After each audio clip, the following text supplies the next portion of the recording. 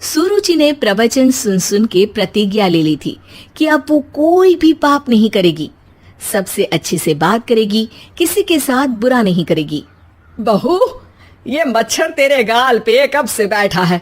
अरे काट लिया तो गाल गुलाब की तरह लाल कर देगा। बैठे रहने दो माँ जी, उसे आराम करना होगा। उसने मेरे गाल को अपना घर समझ लिया है, तो मैं उसे बेघर क्यों करूं? अरे ज्ञान की बारिश बाद में करना, अपने गाल का मच्छर हटा ले।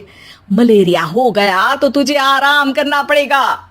माँ जी, डेंगू मलेरिया तो सांसारिक बीमारियां हैं, हमें इनसे ऊपर ही तो उठना है ना।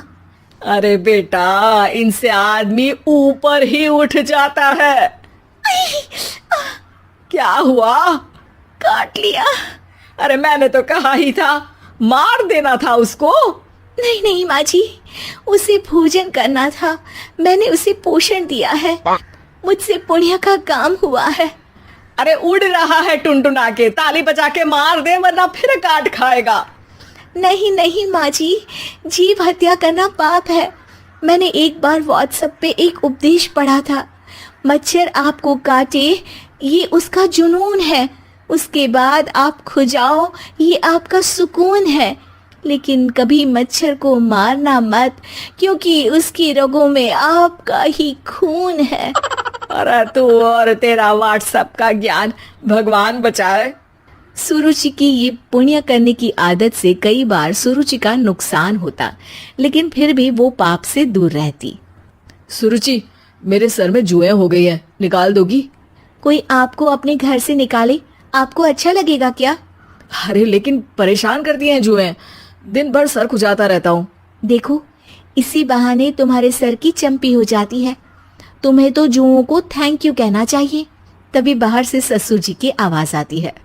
बहू, बहू। अभी आई बाबूजी।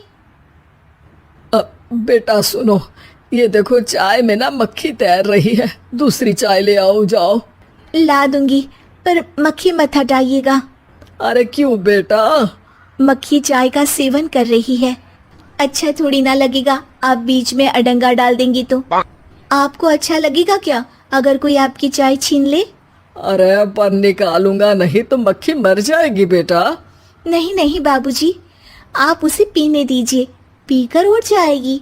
लेकिन बाबूजी मक्खी के साथ ही चाय पी जाते हैं। ये क्या किया बाबूजी? अरे मक्खी सिर्फ चाय ही क्यों पिए, आज सुबह मैंने मिठाई भी खाई है, पेट में ही है, वो पेट में चाय भी पीती रहेगी और मिठाई भी खाती रहेगी। सुरुचि को समझ में नहीं आता कि वो बाबूजी के इस कारनामे पर क्या जवाब दे। वो सास के पास जाती है। सास के हाथ में एक खटमल मारने की दवाई है। माँ जी, आपके हाथ में ये क्या है? अरे बेटा, तू तो बीए पढ़ी है, इतना तो पढ़ने में आया ही होगा कि ये खटमल की दवाई है। माँ जी, आप क्यों मार रही हैं खटमल? मत मारिए माँ जी, आप अपनी नींद के लिए खटमलों को हमेशा के लिए सुला देना चाहती हैं। अरे अब चुप भी हो जाओ देवी, पुरानी दवाई है, एक्सपायर हो गई है, फेंकने जा रही हूँ, नहीं मार रही हूँ खटमल। और वैसे भी खटमल से ज्यादा तो तूने हमारी नींद हराम कर रखी है। माँ जी, पुण्य करना चाहिए, आपको तो ज्यादा करना चाहिए, आपकी तो उम्र भी हो रही है। अरे उम्र से याद आया, बैंक में जाकर जन्म तारीख सही करवानी है, तैयार हो जा, कल स्कूटी चला के ले जाना मुझे। अगले दिन सास घर से निकलने से पहले दही शक्कर खा रही है और जल्दी जल्दी में हाथ नहीं धोती। बहू स्कूटी निकालती है और सास ताला लगाती है। ताला लगाते वक्त शक्कर के दाने ताले पे रह जाते हैं और दोनों सास बहू हड़बड़ी में घर से बाहर निकल जाती हैं। अच्छा हुआ कि तेरी स्कूटी में सेल्फ स्टार्ट है, वरना तू तो बोलती कि मैं किक नहीं मारूंगी, किक मार दी तो पाप लगेगा। माँ जी, इस तरह मजाक करना भी पाप होता है।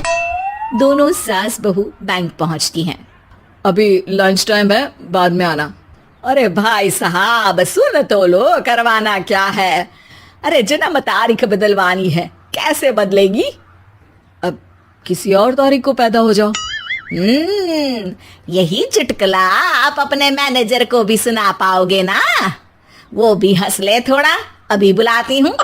अरे अरे रुकिए रुकिए, ये फॉर्म भरिए और आधार कार्ड दीजिए।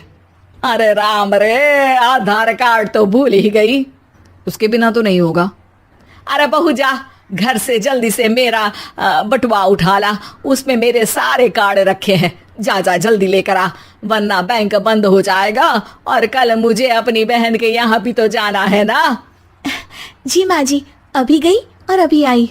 अरे रुक, चाबी तो लेकर जा घर की। बहू जल्दी से घर पहुंचती है, लेकिन घर पहुंचते ही देखती है कि ताले पे बहुत सारी चींटियां हैं, जो माँ के ताला लगाते वक्त हाथ से ताले पे शक्कर छूट जाने के कारण आ गई थी। चींटियां हट जाओ, मुझे आधार कार्ड निकालना है। बहू चींटियों को हटाती नहीं है, उनसे मिन्नतें करने लगती है। सुनो, हट जाओगी तो और भी शक्कर के दाने खिलाऊंगी। अभी सास का काम बहुत जरूरी है, मेरी बात सुन लो, मान लो। मैंने तुमको हटाया तो पाप हो जाएगा। चींटियां कैसे सुरुचि की बातें सुनती जब घर में ही उसकी कोई नहीं सुनता था। शाम हो जाती है पर चींटियां हटती नहीं है। तभी सास वहां ऑटो से आ जाती है। अरे कहाँ रह गई तू, बैंक भी बंद हो गया। माँ जी, ताले पे चींटी। सास पूरा माजरा समझ जाती है और बहू से कहती है, एक बात बता, सोच के देख, अगर मुझे खून की बोतल चढ़ानी पड़ी और उस पर चींटी बैठी हो, तो बोतल से चींटियों को हटा के मुझे बचाएगी या चींटियों को वहीं बैठा रहने देगी? माँ जी, ऐसा होगा ही नहीं। अरे चींटियों को तो मीठा पसंद होता है, खून की बोतल पे तो मच्छर आएगा, क्योंकि खून तो मच्छर पीता है। सास सर पकड़कर बैठ जाती है और रोने लगती है। तभी ससुर जी और सुरुचि का पति भी वहां आ जाता है। अरे रो क्यों रही हो, रहने दो जी, तुमको बताया तो तुम भी रोने लगोगी अपनी किस्मत पर। अगले दिन सास अपनी बड़ी बहन के यहाँ चली जाती है। पति अपना काम कर रहा होता है और सुरुचि उसके पास जाकर कहती है, ये जुए खत्म करने की दवाई है, मैं मालिश कर देती हूँ। अरे लेकिन तुमको पाप नहीं लगेगा? अपनों की खुशी के लिए अगर छोटे मोटे पाप करने पड़े तो वो पाप अच्छे हैं जी।